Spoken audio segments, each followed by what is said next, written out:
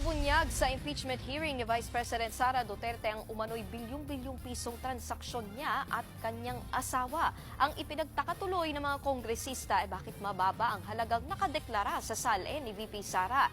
Hello, what's up guys? Ito naman ang ating pag-uusapan ngayon.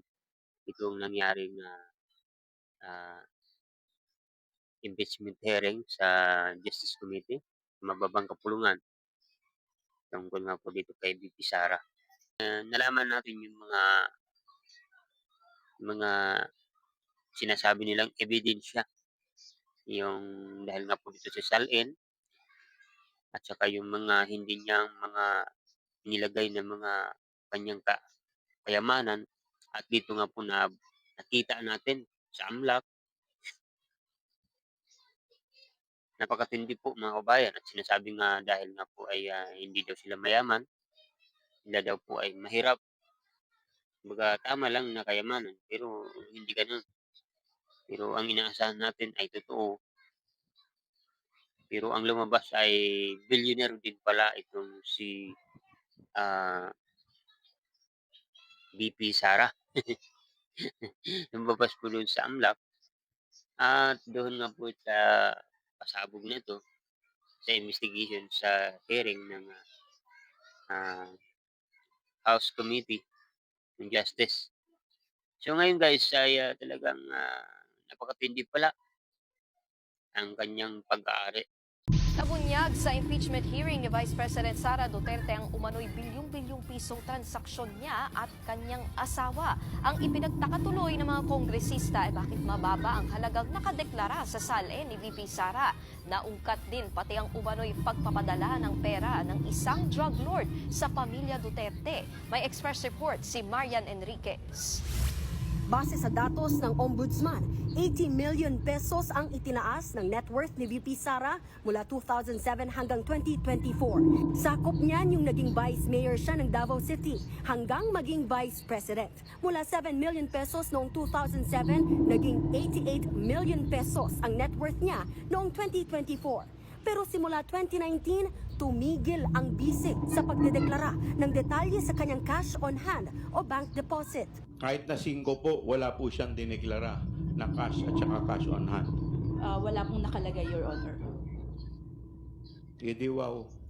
Nang sumalang na ang Anti-Money Laundering Council o AMLAC, dito na lumutang ang red flags sa yaman ng bise, pati ng kanyang mister na si Attorney Mans Carpio. Isa sa pinuna ang 6.7 billion pesos na halaga ng bank transactions ng mag-asawa. Base sa records mula 2006 hanggang 2025, nasa 630 ang kabuuang covered transactions o yung mga transaksyon na lagpas sa 500,000 pesos. Habang 33 naman ang suspicious transactions o yung mga kahina-hinala. Sa transaksyong yan, 3.77 billion pesos ang nakita sa accounts ni VP Sara, habang ang 2.99 billion pesos naman ang kay Attorney Carpio. Para yatang hindi nagtutugma yung kwento sa kwenta. bilyonaryo pala sila. Sabi nga po ng isang wise man from the 3rd District of Manila kanina, di wow. Ang sabi naman po ng bakla na akbayan, sila na. Bukod pa kasi sa mga suspicious transactions, ayon pa sa AMLAC, may 44 na confidential reports silang natanggap mula sa mga bangko mula 2017 hanggang 2026 kaugnay sa mga transaksyong may kaugnayan umano sa drug trafficking, graft at corrupt practices at malversation of public funds. Isa pang lumutang sa pagdinig ang isiniwalat ni dating Senator Sonny Trillanes, ang pagpasok umano ng pera sa pamilya Duterte galing umano sa mga drug lord. So ano po ba ang masasabi niyo dito mga kababayan? Ako, sa opinion ko dito ay hindi ako pwede basta-basta namang maghatol kaagad. Hihintayin natin kung ano ba talaga ang totoo. Dahil nga po ay mahaba pang proseso dito, mahaba pang investigasyon. Puwedeng ang mga pasabog na yun, ang mga ebidensya na sinabi ni Trillanes ay puwedeng sabihin natin na hindi totoo, 'di ba?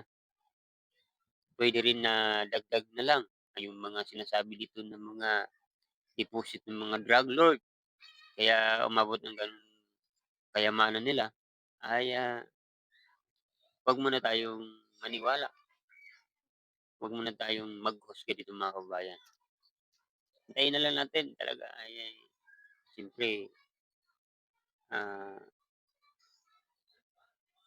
dapat talaga mayroong totoong tamang katibayan kasi kung itong mga binitawan ng mga, ah, pahayag, mga testimonya ng mga nagte-testify at kung ito talaga ay may katotohanan, mayroon talaga itong mga basihan talaga.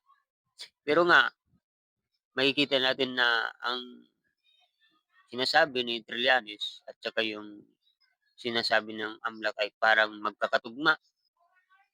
Kasi nga po ay mayroong mga talagang lumalabas doon na pera pumapasok na hindi inilagay doon sa salin ng VP Sara. So ngayon napakatindi ito mga kabayan at ito po talaga ang pinag-uusapan. Hindi alam ng kampo ni VP Sara kung anong sasabihin. Ang kanila lang sinasabi ay hindi dapat daw paniwalaan itong sinasabi ng mga nagte-testify o testimonya ng mga, ah, ni Trillanes dahil hindi nga po ito magkakatugma at alam naman natin itong si Trillanes ay dati pa po itong may mga pinapasabog ng mga, ah, tagong yaman ng mga Duterte na ito daw po ay, nanggagaling sa mga drug lord, 'di ba? So, kayo po mga kababayan, sa lahat ng narinig natin sa, hearing sa Justice Committee, ano ba ang masasabi ninyo? Ano ba ang komento niyo dito sa nangyari mga kababayan? Ay, ilagay niyo lang po sa comment section. Kasi na nga po mga kababayan, lumabas na nga po ang, talagang, ah, pinipigilan nila na sana magkaroon ng TRO at ihinto itong, impeachment hearing sa House Justice Committee. Pero sa akin opinion, kung wala ka namang tinatago dapat hayaan mo na lang na umusad ito at kung wala ka talagang itinatago dapat harapin mo ito at, sagutin mo ang mga tanong para matigil na ito. Kumbaga tapusin ito, hindi na umakyat sa Senado kasi kapagka umakyat na ito sa Senado, marami na namang, proseso, hahaba na naman at dapat, natapos na ito mga kababayan. Yun lang ang masasabi ko dito kung wala talaga siyang itinatago, walang kasalanan, inosente siya, wala siyang gano'ng mga pag-aari ay labas niya ang totoo. Huwag na siyang magpaligoy-ligoy pa. Harapin niya ng tama, sagutin niya ang mga tanong sa harapan, doon mismo sa hearing, hindi sa social media. 'Di ba mga kabayan? Itong mga payo ko lang naman dito sa mga kampo nila, yung mga vlogger, dapat sana huwag kayong magpapakalat ng mga fake news, mga balita ng mga mali, 'di ba? At payo ko rin dito sa kabilang kampo, yung mga, ah, pro-administrasyon ay huwag din kayong magpapakalat ng mga fake news. Talagang dapat maging neutral tayo.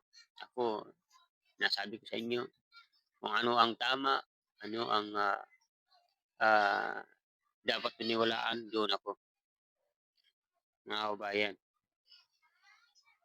Irespeto natin ang batas at wag natin pairalin yung kapritsuhan. So yun lang guys, maraming salamat po. Kung ano ba ang opinyon dito mga kababayan, ano ba ang opinyon niyo dito sa investigasyon, lalo na yung kayamanan ni VP Sara, ay ilagay niyo lang po sa comment section.